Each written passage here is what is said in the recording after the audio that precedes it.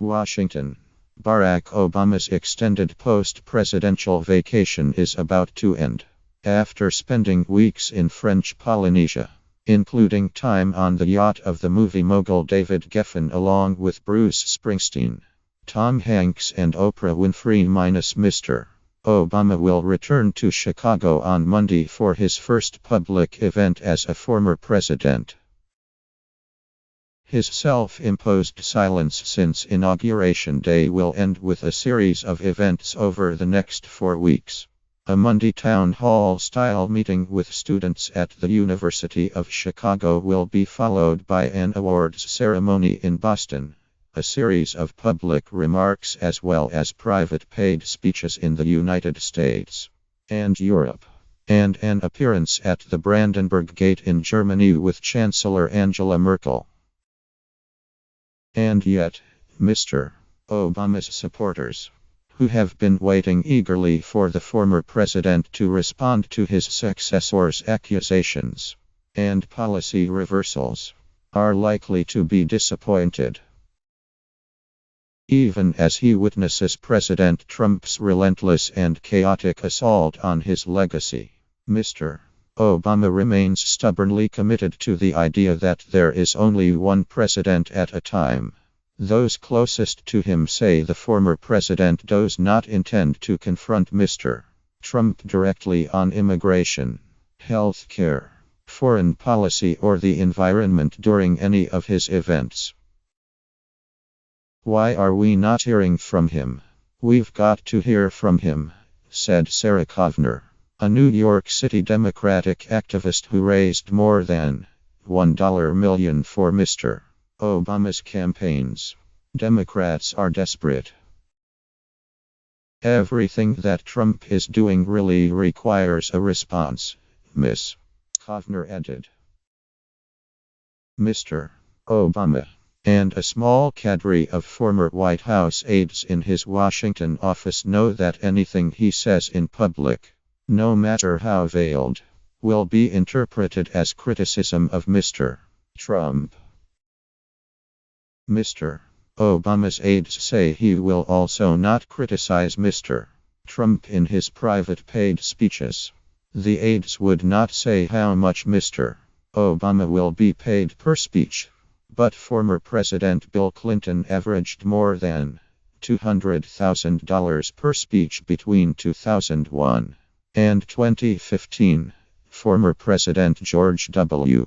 Bush is reportedly paid $100,000 to $175,000 for each appearance.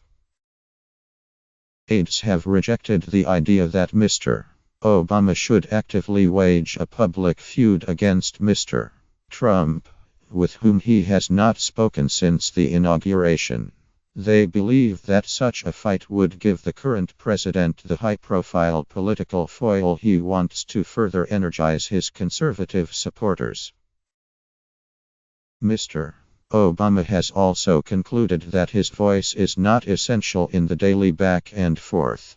His aides note that a new level of civic activism among Democrats eager to challenge Mr.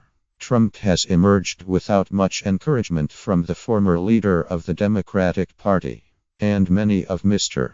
Trump's attacks on Obama-era policies, like the Affordable Care Act, have so far failed or stalled.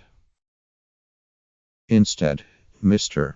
Obama is preparing remarks that focus on broader themes he hopes will keep him above the cable television combat and the Capitol Hill debates. Civic engagement, the health of the planet, the need for diplomacy, civil rights, and the development of a new generation of young American leaders.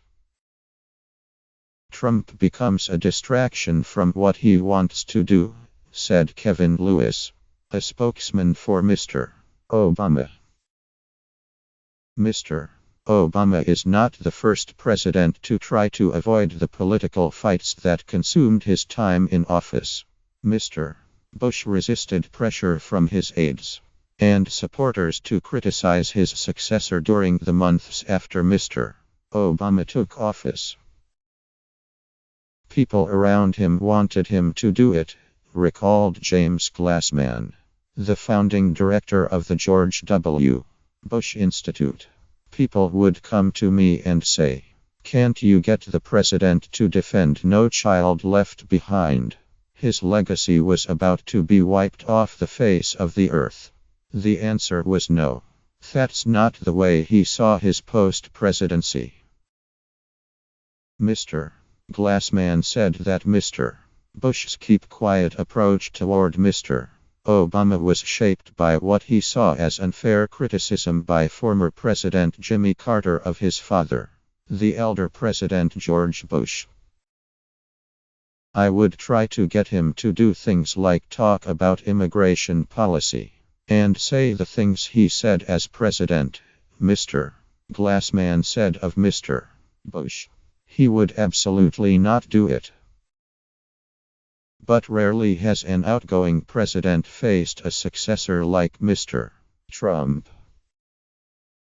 In the weeks after winning the White House, Mr. Trump assembled a cabinet intended to eradicate most of Mr. Obama's accomplishments. Once in office, Mr.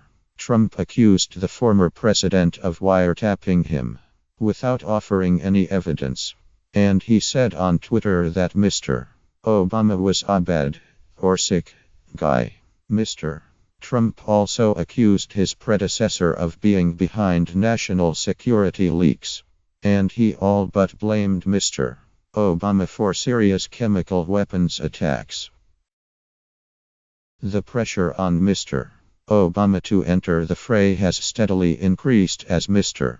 Trump moved to reverse Obama-era environmental protections, ban travel from several predominantly Muslim countries, abandon trade deals, eliminate progressive regulations, and install a conservative Supreme Court justice. Through it all, Mr. Obama has stayed mostly silent. During a conference call with thousands of despairing supporters a week after the election, Mr. Obama said only, "Don't mope. And don't get complacent."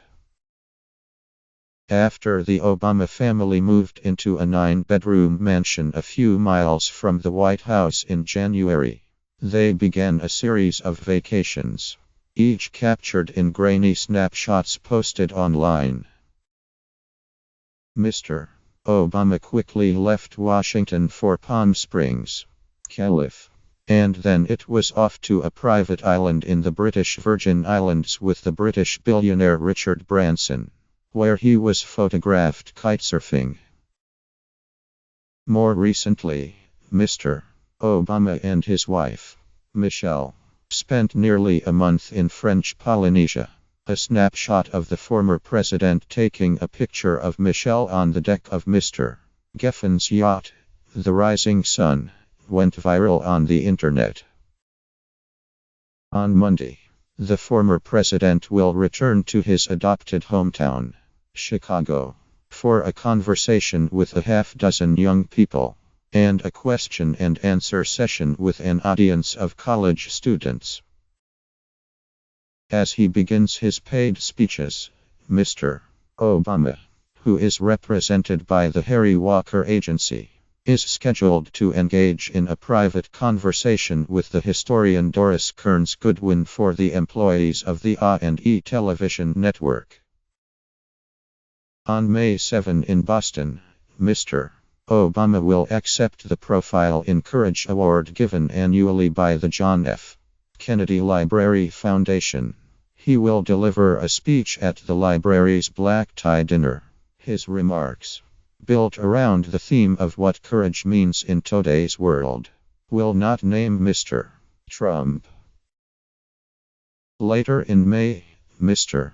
Obama will travel with his White House chef and friend, Sam Kass, to Italy for a speech at the Global Food Innovation Summit about the effect of climate change on food sources.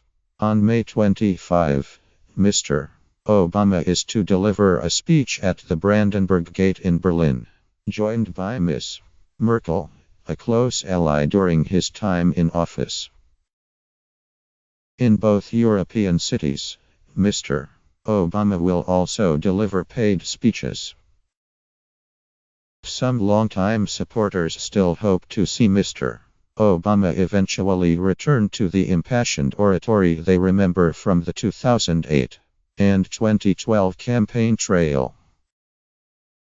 "Everyone is anxious," said John Morgan, a lawyer and one of Mr. Obama's longtime donors. But Mr. Morgan said it made more sense for Mr.